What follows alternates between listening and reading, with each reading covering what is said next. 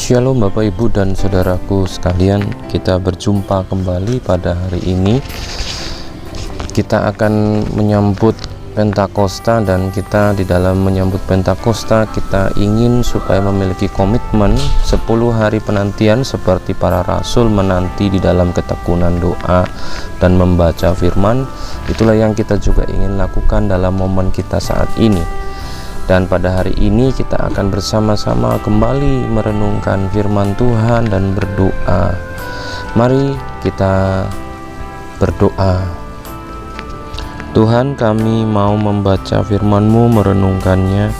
Tuhanlah yang akan pakai kami untuk bisa mengerti akan firman-Mu dan nantinya untuk melakukan firman di dalam kehidupan ini.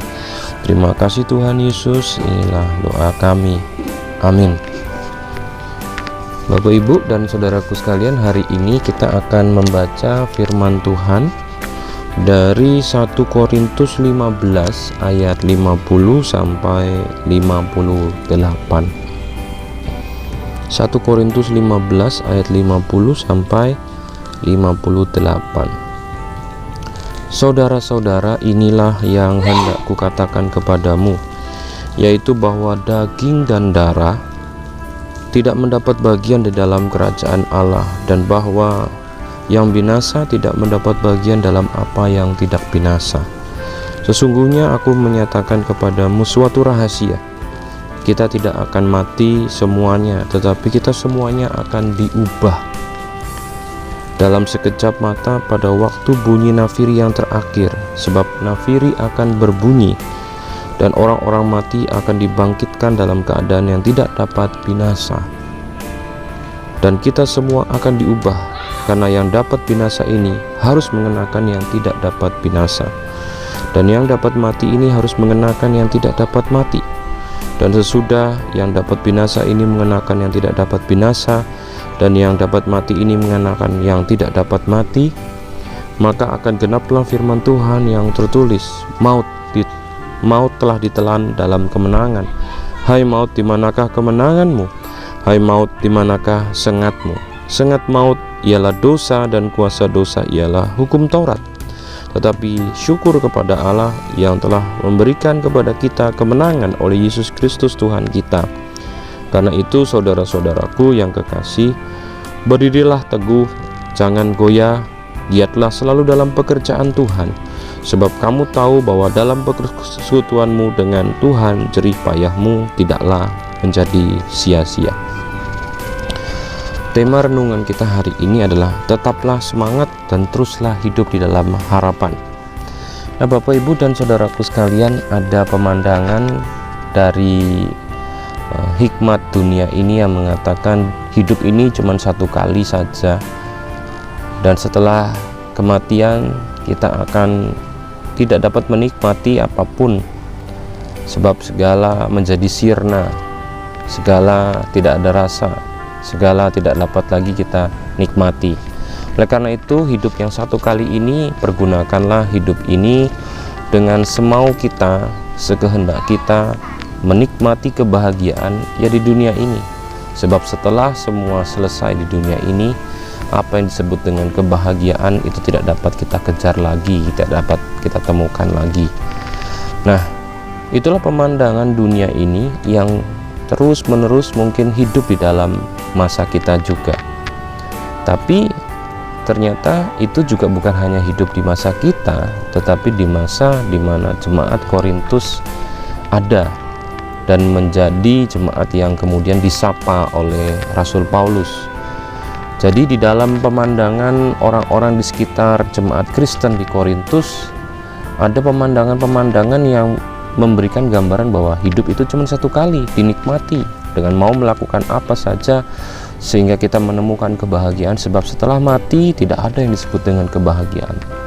Dan itu ternyata hidup di dalam dunia jemaat Korintus pada awal abad pertama, dan itu masuk ke dalam gereja Korintus dan membuat orang-orang di Korintus tidak percaya soal kebangkitan dan tidak berusaha dengan keras untuk memelihara kehidupan di dunia ini.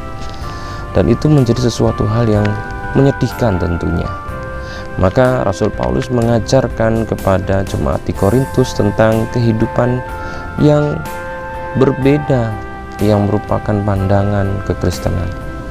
Sebab kalau hidup dengan predikat orang Kristen tapi cara hidup seperti orang dunia, maka sebenarnya kehidupan Kristen kita hanyalah pajangan yang hanya kita kenakan pada hari-hari kebaktian dan ibadah kita. Namun dalam hari-hari yang kita jalani, maka itu menjadi sesuatu hal yang tidak berdaya guna, tidak membimbing dan memberikan kepada kita sebuah perjalanan kehidupan yang berbeda daripada perjalanan kehidupan orang lain. Kita akan masuk ke dalam pesta pora, mabuk-mabuk, berzina, dan berbagai macam kepuasan dunia yang kita ingin kejar karena kebahagiaan cuma di sini. Kalau sudah mati tidak dapat lagi kejar-kejar kebahagiaan. Nah, maka itu Pak Rasul Paulus mau mengajarkan pengajaran yang luar biasa pada saat ini. Rasul Paulus ingin mengatakan bahwa orang Kristen harus percaya, harus ingat bahwa ada kebangkitan, ada kehidupan setelah kematian.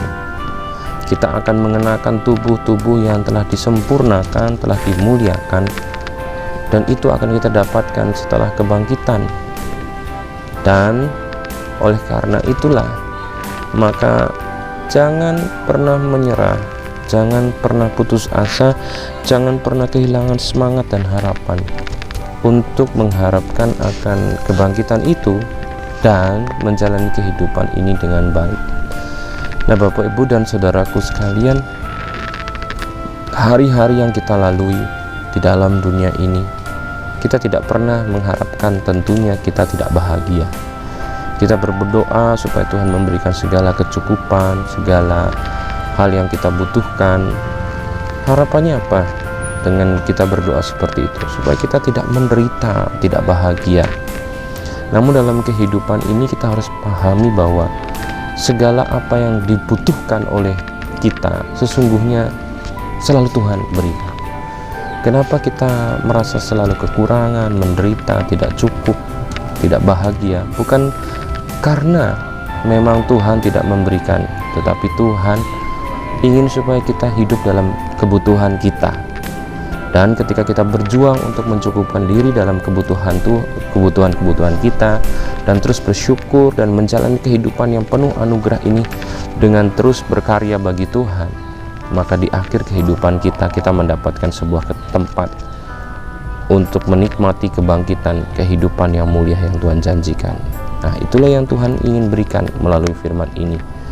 Dia berikan itu kepada jemaat di Korintus melalui mulut daripada Rasul Paulus yang mau memberikan pengajaran dalam tulisan-tulisan dan surat-suratnya, yang mau berkata-kata kepada orang-orang di Korintus. Dan itu juga menjadi pesan yang luar biasa juga bagi kita. Jalani hidup itu selalu dicukupkan kebutuhannya oleh Tuhan.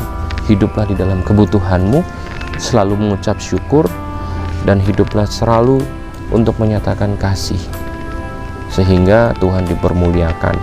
Dan ketika kita menjalani kehidupan itu dengan ritme dan dengan rencananya Tuhan, maka pastilah di akhir daripada kehidupan kita akan menerima kebangkitan.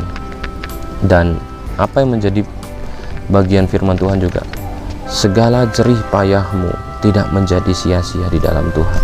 Itu menjadi sesuatu hal yang bukan hanya tertulis, tetapi betul-betul kita hidupi. Selamat menjalani kehidupan bersama Tuhan. Tuhan Yesus memberkati selalu. Amin. Mari kita berdoa. Tuhan, di dalam perjalanan kehidupan kami tahu bahwa kami menghadapi segala keadaan kehidupan yang tentu tidak mudah kami pahami.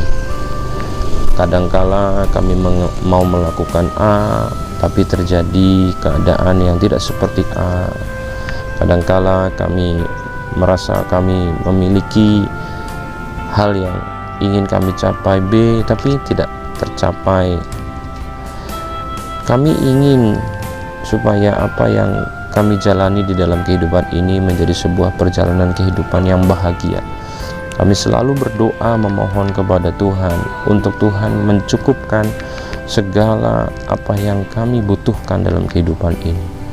Tetapi sesungguhnya Tuhan katakan, sebelum engkau berdoa, aku telah memberikan apa yang menjadi kebutuhanmu. Cuman seringkali kamu manusia hidup bukan untuk kebutuhanmu, tetapi untuk keinginanmu. Kamu ingin menunjukkan kehidupanmu menjadi sebuah kehidupan yang berbahagia lebih dari orang lain. Maka engkau muncul iri hati, kehilangan rasa syukur, dan berbagai macam dilema kehidupan yang terjadi dalam kehidupan kami. Maka ajar kami untuk hidup di dalam rencananya Tuhan, selalu melihat bahwa Tuhan di dalam rencana-rencananya mencukupkan segala apa yang kami butuhkan, dan hidup untuk selalu bersyukur, sebab Tuhan adalah Tuhan yang terus mau memberikan yang terbaik bagi anak-anaknya. Dan di dalam kehidupan yang terus berpegang untuk bersyukur, merasa cukup, berbahagia, maka kami akan melalui hari-hari kami di dalam dunia ini dengan betul-betul menikmati Tuhan. Dan kami juga bukan hanya diajar untuk menikmati Tuhan dan menikmati hidup, tetapi kami juga boleh menjadi berkat bagi sesama. Ajar kami juga menjadi berkat bagi sesama kami Tuhan. Biarlah Tuhan Engkau pakai kami sebagai alat di tangan-Mu, sehingga ketika kami betul-betul merasakan nikmatnya hidup bersaudara, nikmatnya mengalami Tuhan dalam kehidupan ini, kami nanti menutup mata selesai daripada kehidupan dunia ini. Kami tidak pernah menyesal, kami terus boleh bersyukur. Dan ketika kami selesaikan hidup kami, bahkan kami boleh bertambah bersyukur, sebab janji Tuhan telah penuhi. Engkau akan memberikan kepada kami kebangkitan, tubuh yang mulia, untuk terus ada di hadapan Tuhan, untuk terus dapat hidup bergaul dengan Tuhan. Terima kasih Tuhan, terima kasih. Inilah renungan kami bersama. Kiranya Tuhan memberkati setiap firman ini, biarlah terjadi dalam kehidupan kami. Terima kasih, di dalam nama-Mu kami berdoa, amin. Demikian renungan harian kita hari ini. Tuhan memberkati kita, dan sampai jumpa pada hari esok. Salam.